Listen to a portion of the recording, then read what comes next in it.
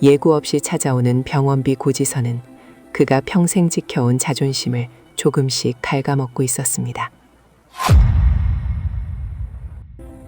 2026년, 만약 당신이 65세 이상이라면 지금부터 1분 1초가 당신의 노후 자산 2천만 원을 결정짓습니다.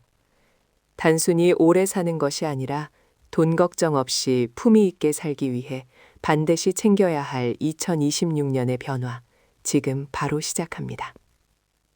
서울 외곽의 한적한 주택가, 새벽 4시의 푸르스름한 어둠 속에서 67세 박철수 씨는 또다시 눈을 떴습니다.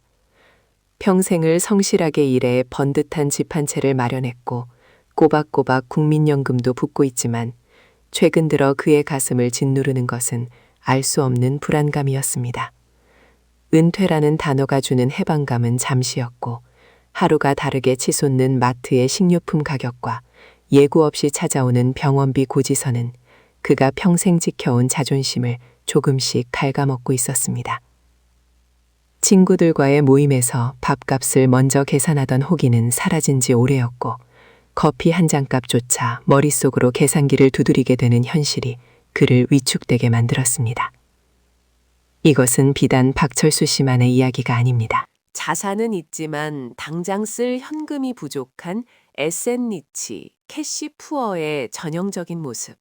바로 대한민국 액티브 시니어들이 마주한 2026년의 자화상이기도 합니다. 그러던 어느 날 박 씨의 일상에 작은 파문이 일었습니다. 주민센터 복지 담당자와의 상담 중 우연히 듣게 된 이야기는 그가 알고 있던 상식을 완전히 뒤집어 놓았습니다. 박 씨는 그저 기초연금이 소득 하위 70%에게 주어지는 고정된 용돈 정도라고만 생각하고 있었습니다. 하지만 담당자가 건넨 2026년 개편안 서류에는 물가 연동형 기초연금 최적화라는 생소하지만 매력적인 단어가 적혀 있었습니다. 과거의 연금 제도가 단순히 정해진 예산 안에서 금액을 나누는 방식이었다면 2026년부터 적용되는 새로운 시스템은 실시간 물가 상승률을 즉각적으로 반영하여 수급액의 실질 가치를 보전해 주는 것이 핵심이었습니다. 특히 박 씨의 귀를 사로잡은 것은 부부 감액 제도의 완화였습니다. 그동안 박 씨 부부는 두 사람이 모두 연금을 받는다는 이유로 수령액의 20%가 삭감되는 불이익을 감수해야 했습니다. 부부가 함께 늙어가는 것이 죄도 아닌데 혜택을 줄인다는 사실에 늘 억울함을 느껴왔던 터였습니다. 그러나 2026년의 변화는 달랐습니다. 부부 감액 비율이 현저히 낮아지면서 부부가 함께 받을 수 있는 실수령액의 총액이 눈에 띄게 늘어나게 된 것입니다. 이는 단순한 몇만 원의 차이가 아니었습니다. 1년이면 수십만 원, 10년이면 수백만 원에 달하는 노후의 삶의 질을 결정짓는 중요한 자금 흐름의 변화였습니다. 박 씨는 그 길로 행정복지센터를 방문해 자신의 소득 인정액을 다시 꼼꼼히 따져보기 시작했습니다. 그 과정에서 놀라운 사실을 발견했습니다. 자신이 소유한 차량의 가액 산정 방식이 변경되었고 지역 가입자로서 내던 건강보험료의 공제 항목이 신설되었다는 점을 놓치고 있었던 것입니다. 담당 공무원의 도움을 받아 누락되었던 공제 항목들을 수정하고 서류를 재정비하자 결과는 놀라웠습니다. 아슬아슬하게 수급 자격 경계선에 있던 박 씨 부부의 소득 인정액이 안정권으로 들어왔을 뿐만 아니라 부부 감액 완화 효과까지 더해져 매달 통장에 찍히는 금액이 피부로 체감될 만큼 늘어난 것입니다.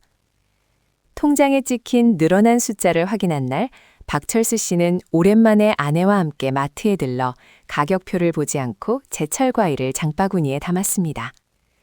그것은 사치가 아니라 평생을 열심히 살아온 대가로 국가가 보장해주는 정당한 권리였습니다. 막막했던 현금 흐름에 숨통이 트이자 비로소 박 씨의 눈에는 그동안 외면하고 싶었던 집안의 풍경이 들어오기 시작했습니다. 30년이란 세월 동안 자신과 함께 늙어버린 집, 겨울이면 외풍이 들어오고 화장실 문턱이 높아 아내 최영희 씨가 몇 번이나 넘어질 뻔했던 그 위험한 공간들이 눈에 밟히기 시작한 것입니다. 재정적 안정이 찾아오자 이제 그는 삶의 터전인 공간을 변화시킬 준비를 하게 됩니다. 재정적 안정이 찾아오자 이제 그는 삶의 터전인 공간을 변화시킬 준비를 하게 됩니다.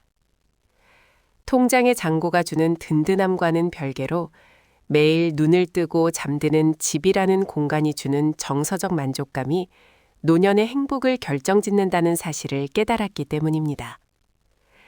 지난 30년간 민석 씨에게 집은 치열한 전투를 마치고 돌아와 잠시 눈을 붙이는 숙소에 불과했습니다.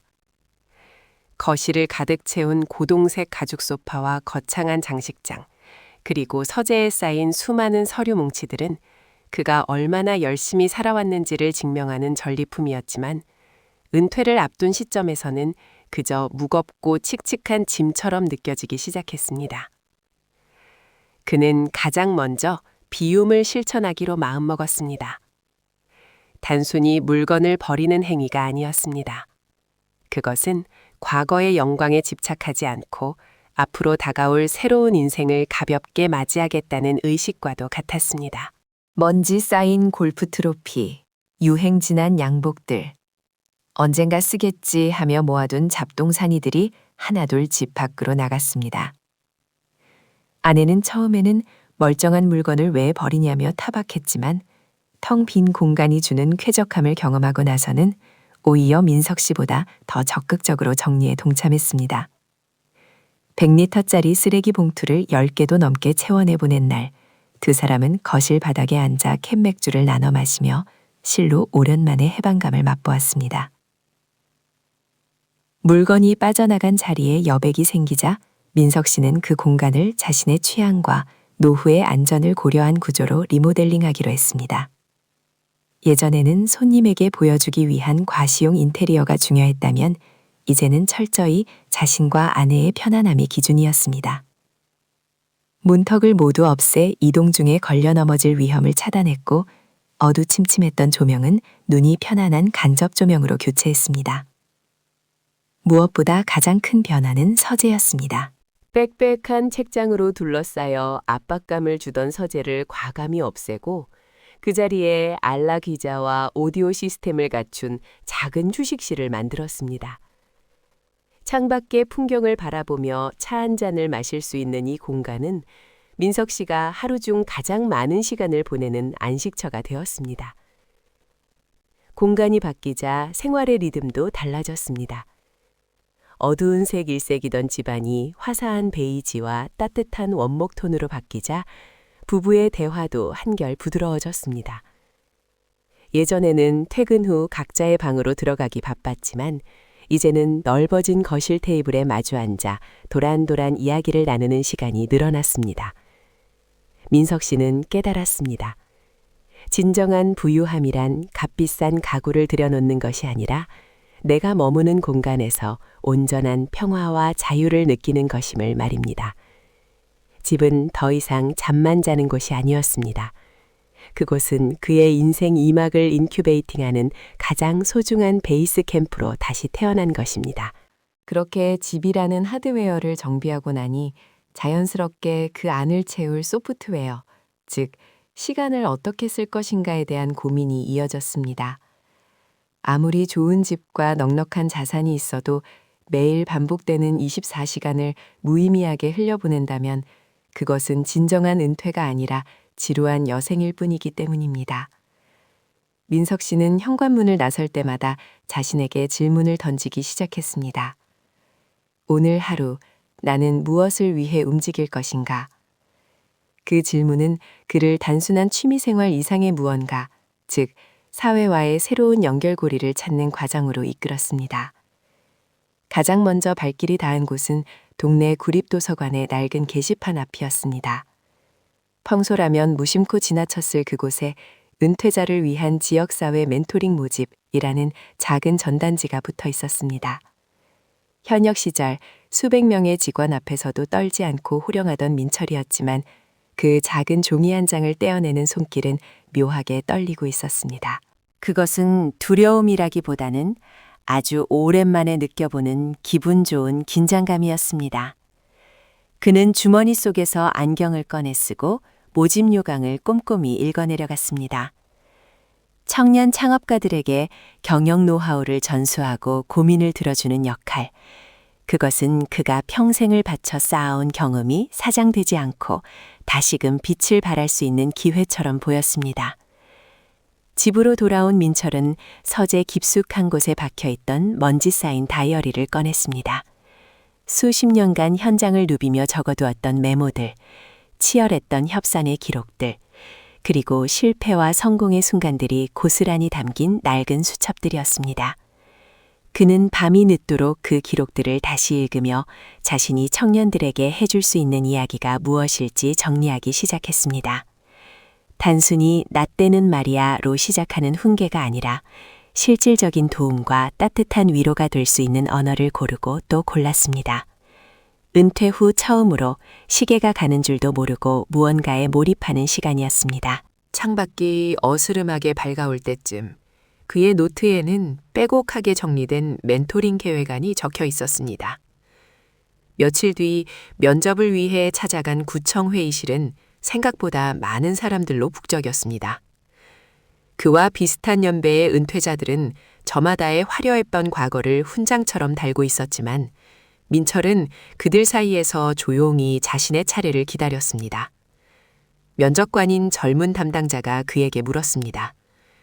선생님께서는 화려한 경력이 많으신데 왜 굳이 보수도 적은 이 봉사활동을 하려 하십니까? 민철은 잠시 숨을 고른 뒤 며칠 전 거울 속에 자신에게 던졌던 그 질문에 대한 답을 내놓았습니다. 누군가에게 길을 알려주는 등대가 되고 싶어서가 아닙니다. 그저 그들이 넘어졌을 때 저 또한 수없이 넘어졌었다는 사실을 말해주며 손을 내밀어주는 징검다리가 되고 싶을 뿐입니다. 그의 진심 어린 대답은 면접관들의 마음을 움직였고 민철은 며칠 후 합격 통보를 받았습니다.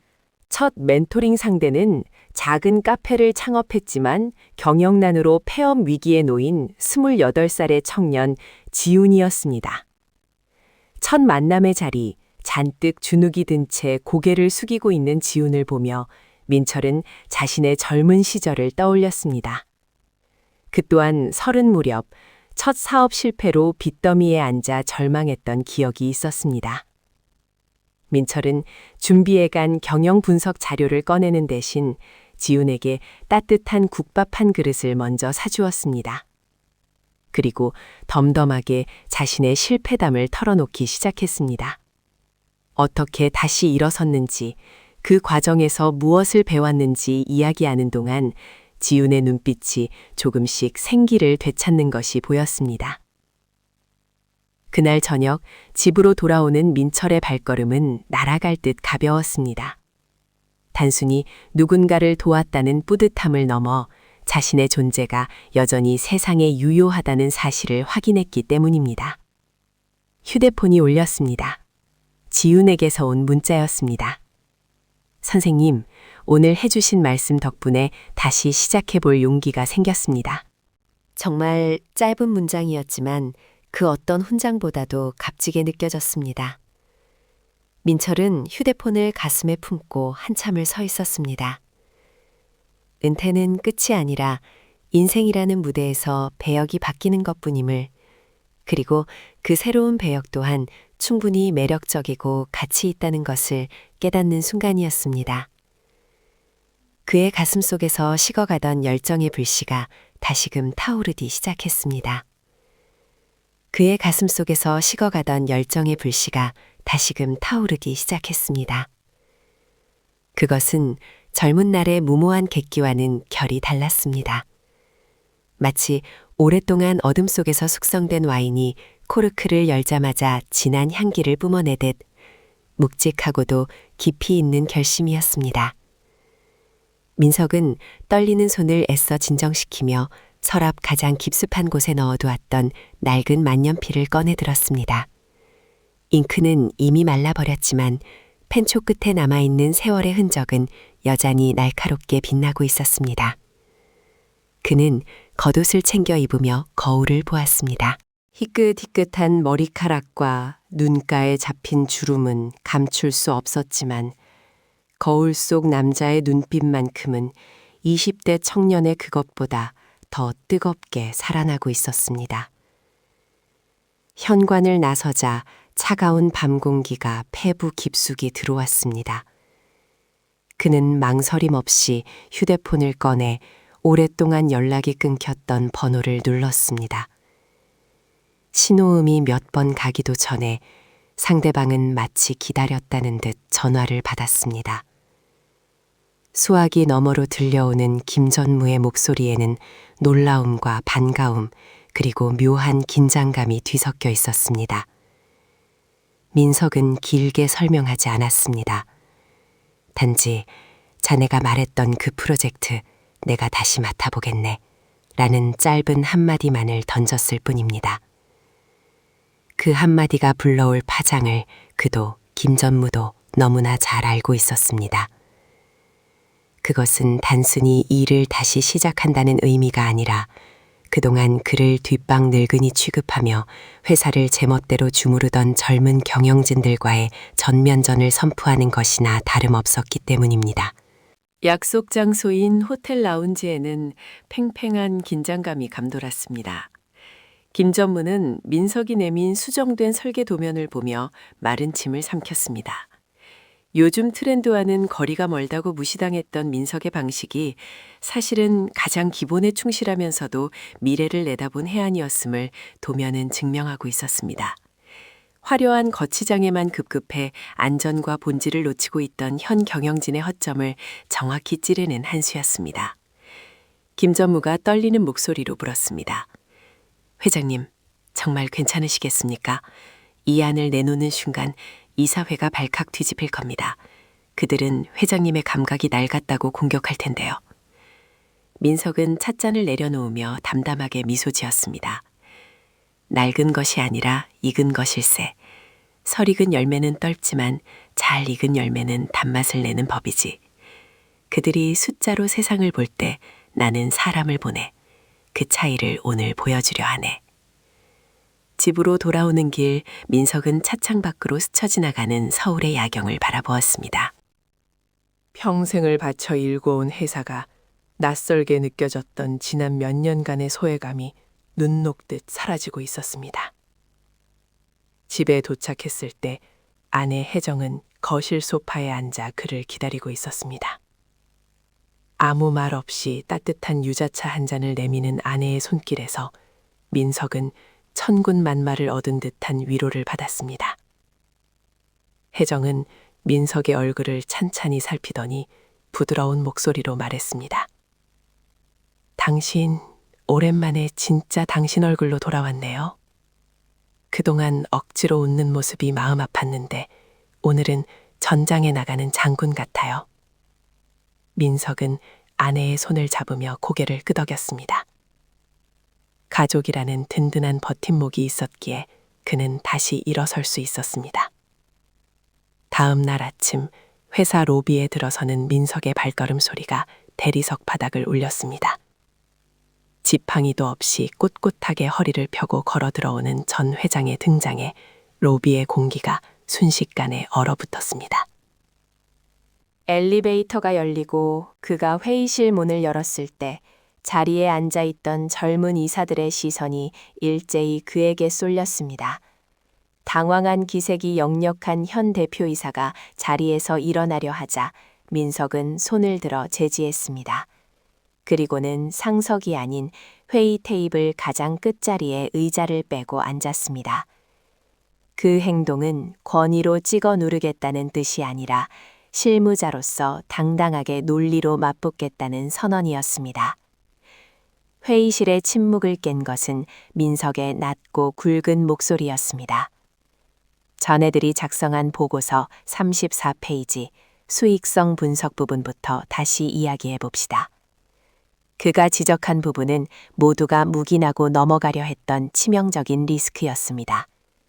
젊은 임원들이 땀을 흘리며 변명을 늘어놓기 시작했지만 민석은 그들의 논리를 그가 가진 40년의 경험과 통찰로 하나하나 격파해 나갔습니다.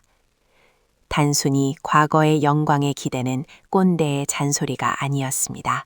시장의 흐름을 꿰뚫는 날카로운 분석에 비웃음을 머금고 있던 임원들의 표정은 점차 경외심으로 바뀌어 갔습니다. 회의가 끝나갈 무렵 민석은 마지막 승부수를 던졌습니다. 품 안에서 김 전무와 밤새 논의했던 수정안을 꺼내 테이블 중앙에 놓았습니다. 이것은 내 지시가 아니라 제안입니다. 회사의 주인은 주주가 아니라 이 회사를 믿고 제품을 사는 고객들입니다. 그 신뢰를 저버리고 당장의 이익만을 쫓는다면 나는 내 모든 지분을 걸고서라도 이 프로젝트를 막을 것입니다. 그의 단호한 눈빛은 흔들림이 없었습니다. 회의실 안에는 거친 숨소리조차 들리지 않을 만큼 무거운 정적이 흘렀습니다. 이것은 단순한 비즈니스 미팅이 아니었습니다. 자신의 인생을 건 그리고 회사의 영혼을 지키기 위한 노장의 마지막 투혼이었습니다. 대표이사가 떨리는 손으로 민석의 제안서를 집어들었고 첫 장을 넘기는 소리가 유난히 크게 울려 퍼졌습니다. 대표이사의 미간이 좁혀지더니 이내 굵은 주름이 잡혔습니다.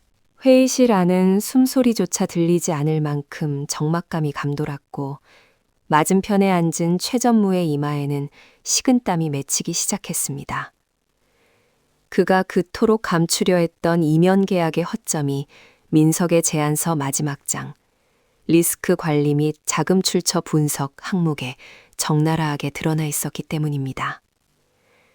대표이사는 안경을 벗어 탁자 위에 내려놓으며 천천히 고개를 들어 민석을 응시했습니다. 그 눈빛은 분노가 아닌 흙 속에서 진주를 발견한 사람의 놀라움과 경외감이 뒤섞인 복잡한 감정이었습니다. 자금 흐름의 불투명성을 지적한 이 데이터, 확실한 건가?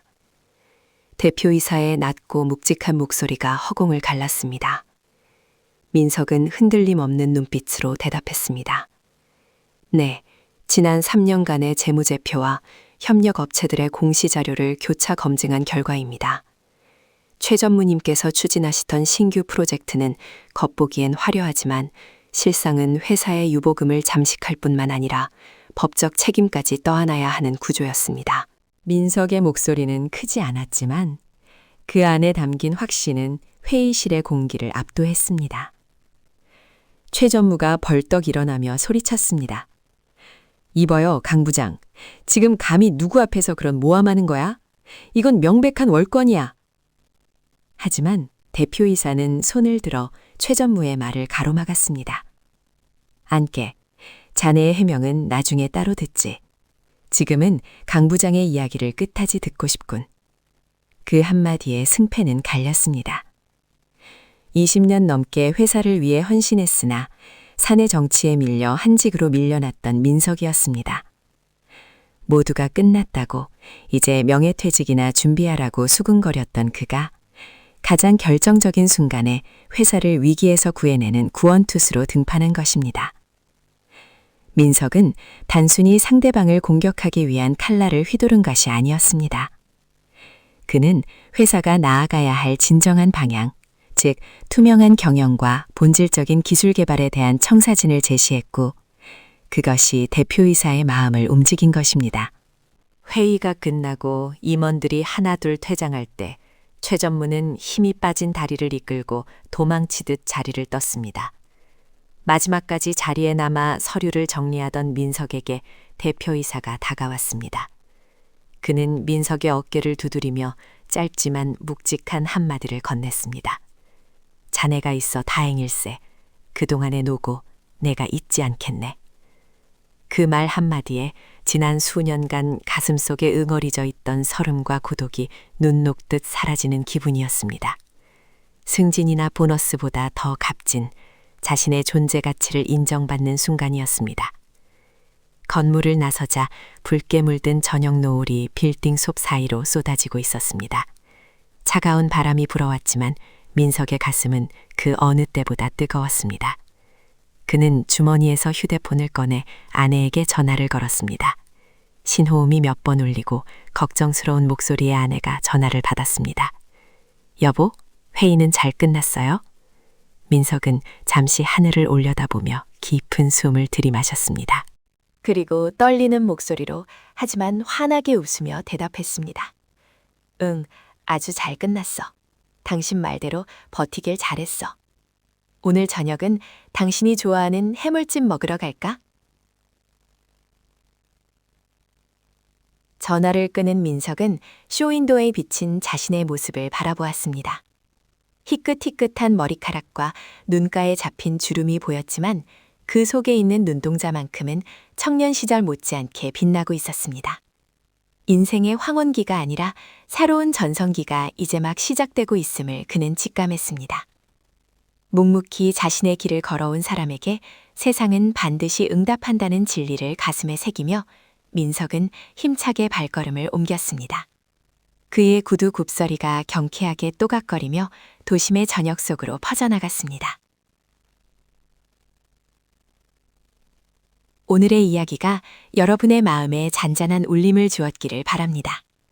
구독과 좋아요는 저에게 큰 힘이 됩니다. 감사합니다.